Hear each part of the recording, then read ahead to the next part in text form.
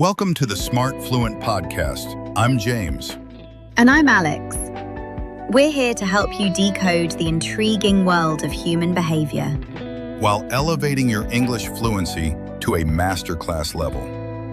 Today, we explore a shortcut that governs your life. The truth is, your brain is constantly running patterns you're not even aware of. Intrigued? Let's dive in. Welcome back to the Smart Fluent podcast. I'm James. I want to tell you a story about a sculptor from ancient Greece. His name was Pygmalion.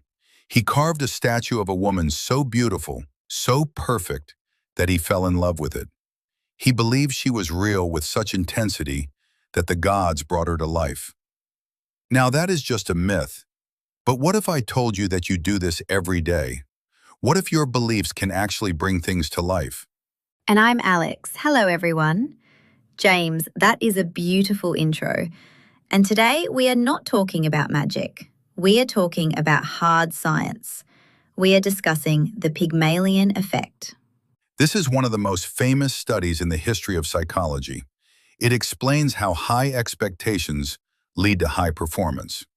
Basically, you get what you expect. Let's go back to 1968. A psychologist named Robert Rosenthal walked into an elementary school in California. He told the teachers, "We have a special test from Harvard. This test can predict which students are about to become geniuses." But here is the secret. The test was a lie. It was just a normal IQ test. So he tricked the teachers? Yes. Rosenthal looked at the list of students and he picked names completely at random. He gave this list to the teachers and said, "These 5 students are growth spurters. They are going to bloom this year." Remember, these were average kids, chosen by chance. So what happened at the end of the year? The results were shocking. The students on the genius list actually did become smarter. Their IQ scores jumped massively compared to the other kids. Why? Because the teachers believed they were smart. That is incredible. So the teachers didn't teach them different material, they just treated them differently? Exactly. Rosenthal identified 4 specific things the teachers did differently. 1. They created a warmer climate. They smiled more. 2. They taught more material to the smart kids. 3. They gave them more time to answer questions. And 4. They gave them better feedback when they made mistakes. They created an environment of success. And the students absorbed that belief and became successful. It is a self-fulfilling prophecy. This gives me goosebumps. Wait, James, that is a great word. Goosebumps. Can we explain that for our listeners? Of course, goosebumps are those little bumps on your skin that appear when you are cold or when you feel a strong emotion like fear or excitement. It makes your skin look like a plucked goose. Perfect. So this story gives you goosebumps because it shows the power of the mind. But James, most of our listeners are adults. They work in offices. They don't have a teacher standing over them. How does this apply to business? That is a great point. The Pygmalion Effect is huge in management. Imagine you have a boss. Let's call him Mr. Smith. Mr. Smith thinks you are incompetent. He micromanages you. He checks every email you write. He doesn't give you interesting projects because he thinks you will fail. I hate that feeling. If my boss treats me like I am stupid, I start to feel stupid. I become nervous. I stop taking risks. And eventually, I actually do perform poorly.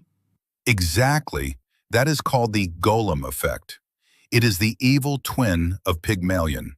Low expectations lead to low performance. If you are a manager listening to this, be careful. If you treat your employees like they are smart and capable, they will rise to meet that expectation. If you treat them like children, they will act like children. And this brings us to the most important part: self-talk. When you are learning English alone, you are the boss. You are the teacher. If you tell yourself, I am old. My memory is bad. I will never speak fluently. Guess what? You are using the Golem effect on yourself. You are sabotaging your own brain. We do this all the time. We say, "I'm sorry for my bad English," before we even start speaking. We set the expectation of failure. Stop doing that. You need to hack the Pygmalion Effect. You need to treat yourself like the genius student from the study. How do we do that? Is it just fake it until you make it? Sort of. I call this strategy the Actors Lab. For the next week, I want you to play a role. Before you enter a meeting or start a lesson, take 10 seconds. Close your eyes and imagine you are already a master of English. Imagine you are confident, calm, and articulate. Step into that character. When you speak from that identity, your brain relaxes. You stop stuttering. You take risks. And suddenly, you perform better. It sounds simple, but it changes your brain chemistry. You are giving yourself the high expectations treatment. Exactly. Treat yourself like a genius, and your brain will try to prove you right. Treat yourself like a failure, and your brain will prove you right. You choose the prophecy. Powerful stuff. So today we learned about the Rosenthal Experiment. We learned about the Golem Effect in business. And we learned that expectations shape reality. Let's lock this in with the vocabulary masterclass. These words are essential for psychology and business. Word number 1. Goosebumps. Goosebumps.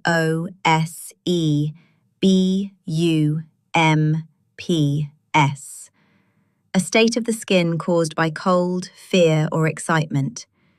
The scary movie gave me goosebumps. Number 2. Prophecy. A prediction of what will happen in the future. Number 3. Subconscious. The part of your mind that influences your actions without you being fully aware of it. The teachers help the students subconsciously. Number 4. To sabotage. To deliberately destroy, damage, or obstruct something. Don't sabotage your own learning. We have created a Pygmalion worksheet for you. It includes the Actors Lab exercise and the full transcript. Go to the link in the description, download it. And remember, be careful what you think about yourself. Your brain is listening. Thank you for listening. Create a great prophecy for yourself today. Stay smart, stay fluent. See you in episode 8. And that concludes today's deep dive. You've just sharpened your mind and elevated your English in one go. If you found these insights valuable, do hit the subscribe button and join our community of smart learners.